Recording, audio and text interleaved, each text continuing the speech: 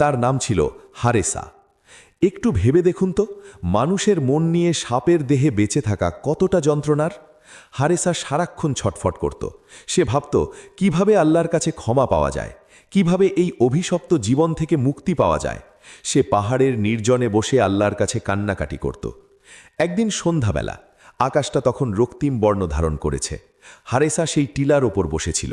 হঠাৎ সে দেখল আসমান থেকে একটা তীব্র আলোর ঝলকানি পাহাড়ের চূড়ায় এসে নামল। হারেসা প্রথমে ভয় পেয়ে গিয়েছিল।